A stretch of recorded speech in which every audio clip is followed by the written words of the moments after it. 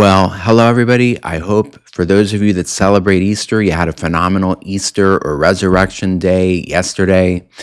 As it relates to last weekend, I want to thank all of you at the Marshall Road Church in Jacksonville, Arkansas, for your hosting me for Passover. I was invited to conduct a Passover ceremony at the church. A good friend of mine who attends the church, who I came to know over the years from guiding the Mike Huckabee tour every year, she invited me to conduct a Passover service at the church, and it was such a great time seeing her and being hosted by you. And I want to again thank you for that incredible time. And I'm sure that some of you watching this are newcomers to the channel from my being there in Jacksonville 2 weekends ago, and therefore welcome to the channel. Anyway, do you ever have one of those days where your reading of the Bible just perfectly syncs with something that's thematic to that day? In other words, it just hits on a theme that's central to that day. Well, such happened to me just a few minutes ago as I was reading Deuteronomy chapter 16 as part of my reading through the Bible, as it touches on the three central festivals of Judaism: Passover, Weeks, and Tabernacles. These are the three central feasts that the Jewish people were commanded to make pilgrimage to Jerusalem to celebrate before the Lord, before Yahweh. And Deuteronomy 16 basically goes over all three of those feasts. Deuteronomy, by the way, loosely means a second law or second telling of the law or a second book of the law. In other words, Deuteronomy reviews and repeats in a condensed form everything that preceded Deuteronomy, in particularly the books of Leviticus and Numbers and part of Exodus. Okay, it's sort of a second telling of the law that Moses renders or reviews before the Israelites on the plains of Moab just before he ascends Mount Nebo to die, and Joshua takes over or takes the baton from Moses to lead the Israelites into the promised land. That's where Deuteronomy basically takes place, right there across from Jericho on the plains of Moab. And there in Deuteronomy 16, again, he reviews the laws regarding these three central feasts. And the reason why I'm mentioning this is because I will be focusing today on part of Zachariah chapter 14, in which it says that during the millennium, the world, all the nations will be commanded to observe the Feast of Tabernacles. And if a nation decides to rebel against that and not celebrate the Feast of Tabernacles, then God will punish that nation, withholding from that nation rain. And it mentions Egypt as an example. So that's going to be the focus of today's study. I'm going to ask at the outset, does the whole world convert to Judaism during that millennium? Well, we're going to talk about that. But to begin this teaching this week, I'm actually going to go all the way back to verse 1 of Zechariah chapter 14, because last week's lesson, which I filmed before going to Arkansas, it was a very in-depth teaching about Jesus' second coming, in which I jumped from scripture to scripture and even to those books external to the scriptures, such as Enoch, and it had potential to be somewhat convoluted, even though many of you got back to me and said that this was your favorite study that I've done in this series, making sense of the end time. So I'm going to begin with verse 1, and I'm going to read through the whole chapter, including the verses we did last week, in order to summarize very briefly what I said last week, as we then pick up things anew, I believe, from verse 9. So let's begin at the beginning of Zechariah chapter 14. Behold, a day is coming for the Lord when the spoil taken from you will be divided in your midst. For I will gather all the nations against Jerusalem to battle, and the city shall be taken, and the houses plundered, and the women ravaged. Thank you to the person who told me that the King James uses the word ravage as opposed to the English Standard Version's R word, which I'm basically not allowed to say on YouTube, lest the video be rated as rated R, okay? And the audience that can access it limited. So we'll borrow the King James for this one word: plundered, and the women ravaged. Half the city shall go out into exile, but the rest of the people shall not be cut off from the city. Then the Lord will go out and fight against those nations, as when he fights on a day of battle. So to recall, God doesn't just show up at the get-go to rescue us, rescue the Jewish people or the people of Israel that day. He allows the battle to begin and progress with the destruction of part of the city of Jerusalem, with, I believe, half the city being taken captive and the women ravaged in a way reminiscent of the Hamas attacks on Israel on October 7, 2023. And of course, this raises the question, why does God allow suffering, or at least suffering on this level before he intervenes? And I can't give you a good reason. There are people with much higher IQs than mine, philosophers, theologians, who have asked this question over and over: why does God let his people suffer before he intervenes on their behalf? I'm not going to attempt to answer that because it's a philosophical and a theological question that far transcends the scope of today's teaching. But only after a lot of suffering on that day does God ultimately intervene and enter the fray on behalf of his people. And picking it up again from verse 4, on that day his feet shall stand on the Mount of Olives that lies before Jerusalem on the east, and the Mount of Olives shall be split in two from east to west by a very wide valley, so that one half of the mount shall move northward and the other half southward. Now, this is what I really focused on last week, and I covered a lot of scripture: Acts chapter 1, Daniel chapter 7, the book of Enoch, and others referring to Jesus's second coming. This particular inference in Zachariah chapter 14 is one of the strongest ones, inferring so much so that we could call it even a reference to Jesus's second coming. Remember that on the Mount of Olives, just after Jesus ascends, his disciples are met by the angels that say to them, "Men of Galilee, what are you staring at? For the same Jesus you see ascending in the clouds will come back in like manner." Okay, and here we see a glimpse in Zechariah chapter 14 of that day when Jesus returns in like manner.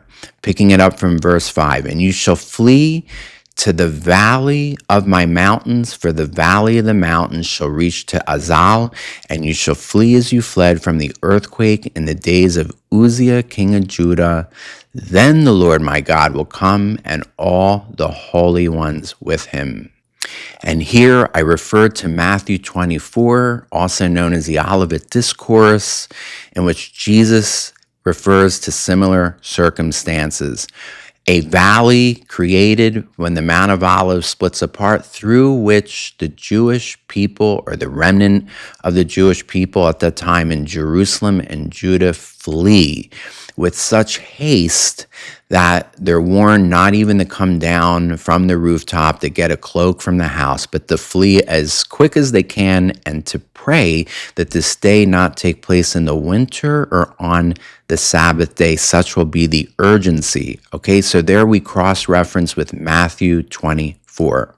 Picking it up from verse 6, on that day there shall be no light, cold, or frost, and there shall be a unique day which is known to the Lord, neither day nor night, but at evening time there shall be light. Now, this, of course, dovetails also with what we referred to in Matthew 24, but also passages that we've read thus far in Ezekiel and in Joel, which refer basically to the stars of heaven, the moon and the sun acting abnormally, not bearing their light as is usual. In other words, the circumstances that govern even day and night, the host of heaven, if you will behave very differently from how they were created to behave and have behaved thus far in the history of the world since its creation. Okay, so again, that being echoed here in Zachariah chapter 14. Returning to the text from verse 8, on that day, living waters shall flow out from Jerusalem, half of them to the eastern sea, and half of them to the western sea. In other words, one half to the eastern sea being the Dead Sea, the other half to the western sea, which is the Bible's way of referring to the Mediterranean Sea. It, the river, shall continue in summer as in winter. At this point, I read all of Ezekiel chapter 47 practically, which elaborates at length concerning this river whose leaves will be consumed for the healing of the nations. And I even added some pictures of the Dead Sea to help illuminate how only at this point in history in which the Dead Sea is distinctly now divided into two bodies of water can Ezekiel 47, that lengthy elaboration of this prophecy, take place. Now here we're about to begin or consume some new wine, some new stuff, material that we didn't cover last week. And now I'm picking up with verse 9. And the Lord will be king over all the earth. On that day, the Lord will be one and his name one. Now, as soon as any Jewish person were to read that verse, the very first thing that's going to come to their mind is the central proclamation of Judaism known as the Shema. Shema Yisrael, Adonai Eloheinu, Adonai Echad, which is rendered or translated as the Lord Yahweh our God is one. That is the central proclamation of the Jewish religion, the very first thing an observant Jew recites when they wake up at the beginning of the day, and the final thing they say before going to bed, and often uttered by a Jewish person on their deathbed, aware that the end is near. And here it's probably referring to, Yahweh being God above all idols, above all false deities, above all false religions. Okay, in this day of Zechariah chapter 14, the veil that was on the eyes of both the Gentiles and the Jews finally comes down, and the Lord will be known for who he really is. Yahweh, the God of the Jews, or the God of Israel. Yahweh, the sovereign of history. This is a principle that Ezekiel took up, that Joel took up, and that Zachariah is taking up.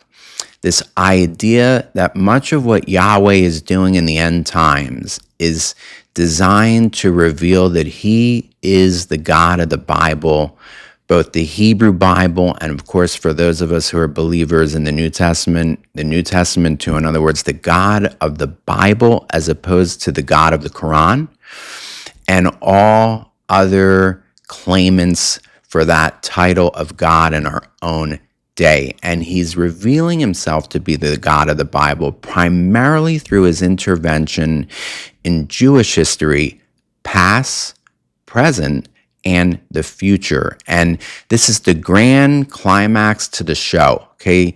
Armageddon, Gog and Magog, all these narratives of the prophets that we've read until now that I claim are really just different vantage points of that same final war of the age. It's in the climax of this final war of the age that whatever doubt remained in the eyes of Muslims or in the eyes of others who God really is, well, all doubt is removed, the mystery is revealed. The God of the universe was, is, and always will be Yahweh, the God of Israel, the God of the Bible. Now, starting here in verse 10, we come across some enigmatic verses, and I can't promise that I have the solutions to solve them here. Starting with verse 10, the whole land shall be turned into a plain from Geba to Rimmon, south of Jerusalem. But Jerusalem shall remain aloft on its site from the gate of Benjamin to the place of the former gate, to the center gate, and from the tower of Hananel to the king's winepress. So here, Zachariah states that the very topography of the region will be defaced and reordered from how we know it today, okay? That some of the hills and mountains will be flattened into valleys, whereas some of the valleys will be raised into mountains. Now, what's interesting is he refers to Jerusalem's topography, and this is really important. And he's really referring to the topography of what's called Mount Zion, which is synonymous with the Temple Mount, which is synonymous with Mount Moriah. Okay, all three of those expressions or terms are referring to the same hill. Temple Mount, Mount Zion, Mount Moriah are that same hill that hosts the temple and will host the future temples. Its southern slope was the habitation for Old Testament Jerusalem, also known as David's city. And what Zechariah is saying here is that will remain at least in place as a hill. Now, Isaiah refers to that same hill in the Millennium and says it will be uplifted above all the surrounding hills. Now, if you go back to my very first video ever as a YouTuber, I stand on a rooftop in Old Testament Jerusalem, or David's city, as it's also known today, and I do a 360-degree view of Jerusalem, and I explain to you how, just as the Psalm says, as the hills surround Jerusalem, so does Yahweh surround those whom he loves, that Jerusalem's and the Bible's central hill, Mount Zion, is actually the lowest hill in the region. It is surrounded 360 degrees practically by higher hills and mountains, one of them being the Mount of Olives, another one being called the Hill of Evil Counsel, another one called the Hill of the Upper City. Mount Zion, in a way very antithetical to other holy mountains in the Mediterranean world in biblical times, where the deity's temple or the deity's house was always on the highest hill, such as the Acropolis in Athens.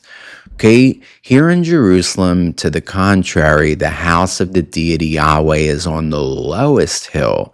And Isaiah says that in the millennium, that hill, Mount Zion, will be uplifted to be higher than the rest of the hills in the region. Now, does that mean it will be physically made higher, or is it strictly metaphorical, saying that the hill, even though it be the lowest in the region, will be in a sense highest because God will be reigning the world through his Messiah from that hill in the millennium?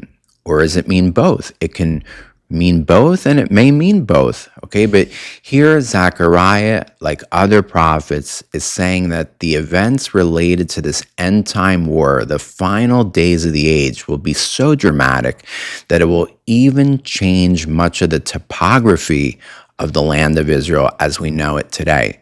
Returning to the text from verse 11, and it shall be inhabited, he's referring now to Jerusalem, for there shall never again be a decree of utter destruction. Jerusalem shall dwell in security. Wow, okay, the most contested city in history, the city desired by all the Abrahamic faiths, because to own it proves that yours is the true religion, which is why Islam has coveted that city for, 1,400 years. The Crusaders coveted it during the Crusades, and Israel today has settled in it and made it its capital city. This most contested city among the Abrahamic faiths, it's been destroyed multiple times, rebuilt multiple times, finally shall know days of peace. Jerusalem shall dwell in security during the millennium.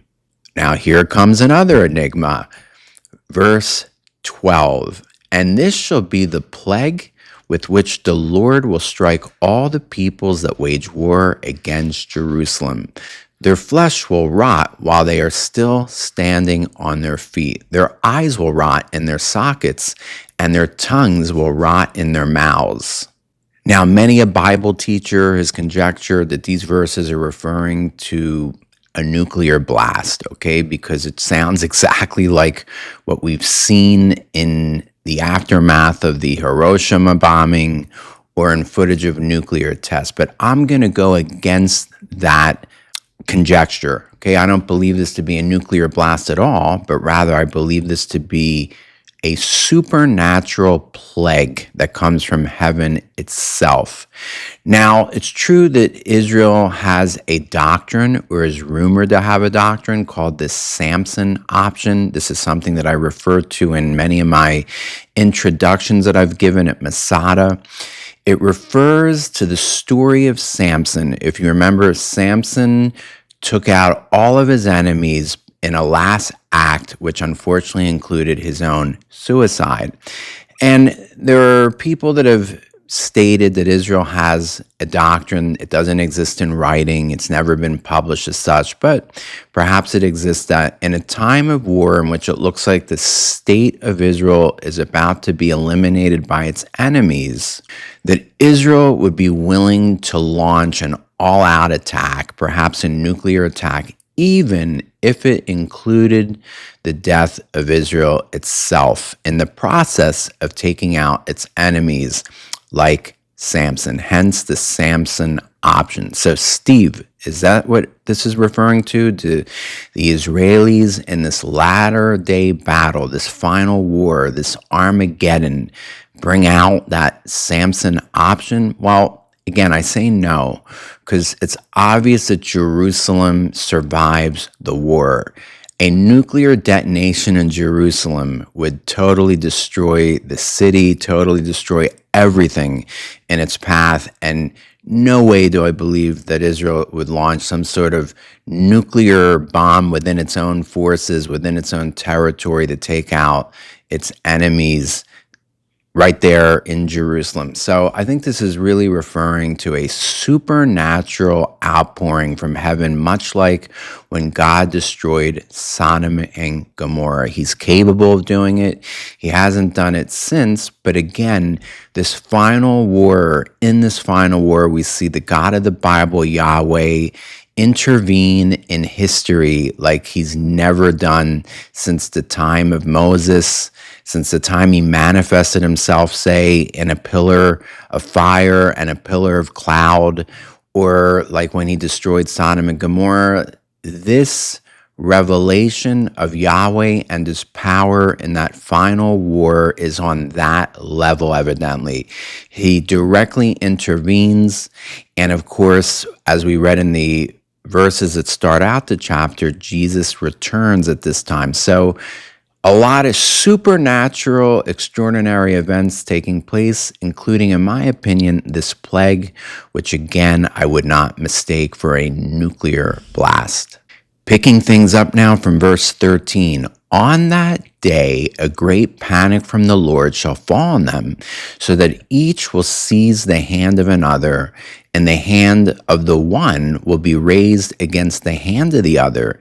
Even Judah will fight at Jerusalem. Okay, this echoes what we read in Zachariah chapter 12, when I got into the whole thing of Judah, called the so-called West Bank today, and today being inhabited mostly by devout Jews. Just refer back to Zechariah chapter 12. And I won't loiter here, okay, but even Judah will fight at Jerusalem, and the wealth of all the surrounding nations shall be collected, gold, silver, and garments in great abundance. And a plague like this plague shall fall on the horses, the mules, the camels, the donkeys, and whatever beasts may be in those camps. Verse 16, then everyone who survives of all the nations that have come against Jerusalem shall go up year after year to worship the King, the Lord of hosts, and keep the the Feast of Booths. And now, folks, this is what I've been waiting for as I've been reading through the chapter. This is the substance of which I want to talk about in this week's episode. Here, it's being predicted, first of all, that many nations will not survive this war, repeating a verse very similar in Ezekiel 36, stating that many nations among Israel's neighbors will not survive into the millennium. But those they do, says these verses of Zachariah chapter 14, will be compelled to observe the Feast of Tabernacles, here referred to as the Feast of Booths. So what does this mean, Steve? Is the whole world going to convert to a form of Judaism? Well, the answer is no, okay? It's not like I believe the world is going to suddenly convert to Judaism. But Isaiah does teach that in this day, the knowledge of Yahweh will be as diffuse among the nations as the oceans are diffuse here on the planet. Now, if any of the families of the earth do not go up to Jerusalem to worship the King, the Lord of hosts, there will be no rain. And if the family of Egypt does not go up and present themselves, then on them there shall be no rain. There shall be the plague with which the Lord afflicts the nations that do not go up to keep the Feast of Booths. This shall be the punishment to Egypt and the punishment to all the nations that do not go up to keep the Feast of Booths, again, also known as the Feast of Tabernacles. So, Steve, what exactly is going on here if the world isn't converting to Judaism? Well, I think that you may have heard this elsewhere. You may have heard your pastors teach this, but maybe you've never heard this before, and this may be the first time you're hearing this. Jesus's life, the events of Jesus's life and key events in redemption history took place on the Jewish holidays of Passover and weeks, also known as Pentecost, for Jesus was crucified and rose from the dead on Passover, and this was just celebrated in the last week by both Judaism's celebration of Passover, Christianity's celebration of Easter yesterday. The crucifixion and resurrection take place on Passover. Then, about 50 days later, Jesus ascends to heaven on the holiday that celebrates the first fruits of the agricultural season in Israel, particularly the harvest of the barley. And with Jesus' ascension, we know thus began what's often referred to as the church age, or also synonymous, believe it or not, with the end times. The Bible view of the beginning of the end times is synonymous or overlapping with the church age, this time for the last 2,000 years that God is seeking after converts to Jesus among the Gentiles. That's where his focus has been for the last 2,000 years. But I personally believe that just as these key moments of Jesus's life and redemption history shadow these Feast of the Jews, or the Feast of Judaism, so does Jesus's return, in my opinion, likely, in fact, in my opinion, in all probability, takes place on this third of the three central feasts to Judaism that we spoke about at the outset of the video, this being the final one, the Feast of Booths, or what's known in Hebrew as Sukkot, which celebrates the final ingathering at the end of the agricultural cycle or season in Israel. This holiday celebrating the final fruits, or the bringing in of the final harvest, to me shadows what happens when Jesus or Yeshua returns at the end of the age. It's the closing of the church age, or the closing of the end times, precipitating the new age to come, the age of the millennium. Now, some people believe the rapture takes place on a holiday just a couple weeks before the Feast of Booths, known as the Feast of Trumpets, and that may very well be, but I'm convinced, almost beyond the shadow of a doubt in my own personal faith, that Jesus will return on the holiday known as Sukkot, or the Feast of Tabernacles. And therefore, in the millennium, this Feast of Sukkot, or Tabernacles, will be commemorating the return of Jesus. And anyone who refuses to celebrate it among the Gentiles, that's their way of sort of rebelling. Actually, not sort of, but outright rebelling against Jesus' return, basically saying they wish he never came back. Okay, now I know that's hard for many of you to believe, but it's possible that in the millennium, those that survive to exist into the millennium, that somehow or somewhere there'll be pockets of rebellion. Perhaps there'll be Muslims or what used to be the Islamic world regretting and resenting that their version of Revelation, the Quran, was proven not to be true. Okay, and therefore perhaps it's no wonder that Egypt is mentioned here as an example, Egypt being the largest Arab country in the Arab world today and a large Muslim country. Well, maybe this is their way of showing rebellion, okay, and saying, man, we thought it was Islam. We thought it was Jesus coming back, as I mentioned in the very first videos of this series, coming back to defeat the Antichrist, but then admonishing the Christians for having converted him to deity or to God. Remember, the central figure in Islam's version of the end times is also Jesus. And per the very first videos I uploaded in this series, Making Sense of the End Times, the Muslims believe that Jesus returns to defeat the Antichrist, but shortly thereafter, he then condemns the Christians for having falsely worshipped him as God. Well, is it possible that following Jesus' return and his fulfilling rather the Christian take on things, that he sets up a millennial kingdom and proves both the Hebrew Bible and New Testaments to be the true book and not the Quran?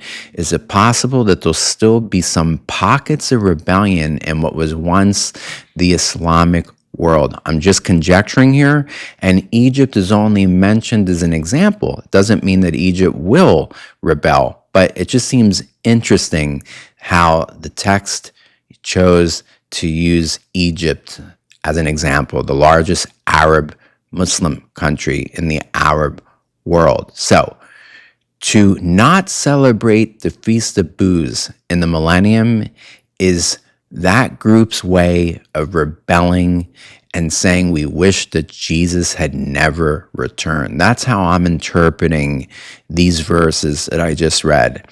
And to me, that's absolutely amazing. Now, this, of course, can also lead into the discussion which holidays will continue to be celebrated into the millennium.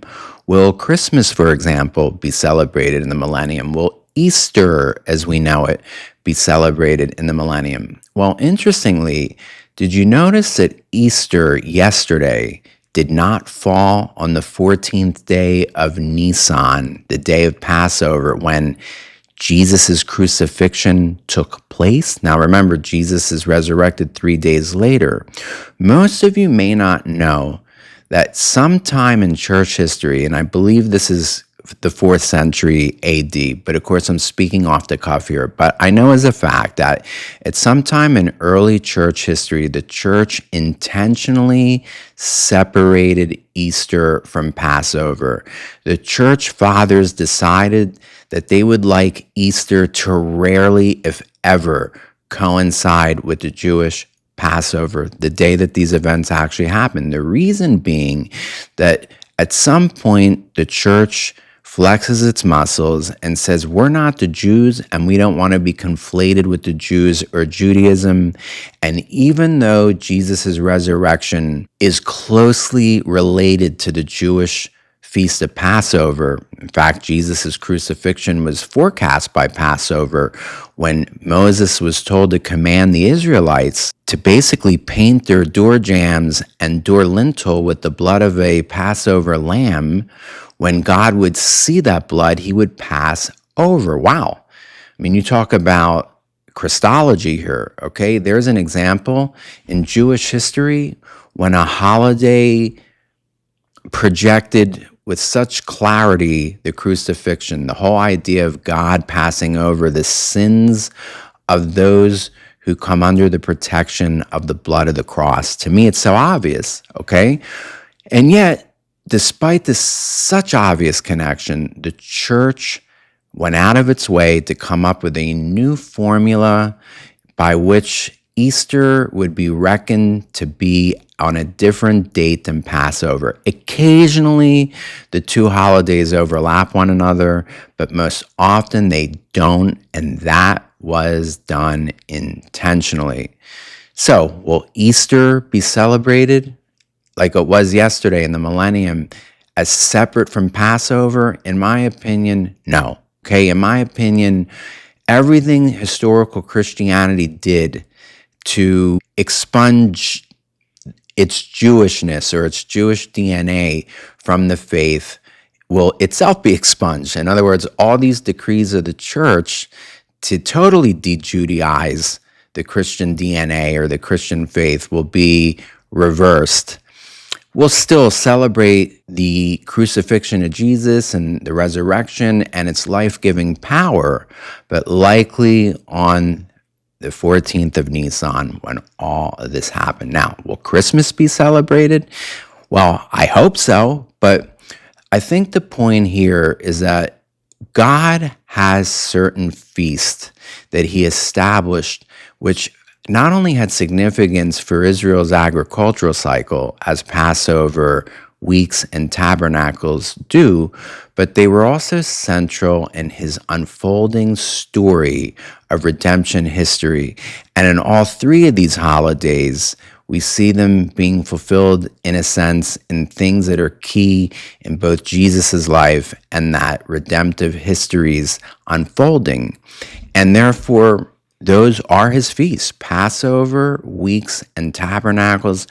And yes, I believe that in the Millennium, not only the Jews, but the Gentiles too will celebrate these holidays. It doesn't mean that they become ethnic Jews, doesn't mean that they follow the whole Jewish customs and Jewish traditions. No, of course not. But while many of Paul's writings in the New Testament dealt with the threat of Judaizing among those early Gentile Christians, telling them, hey, don't worry, you don't need to become Jews, you don't need to become circumcised per Acts, chapter 14.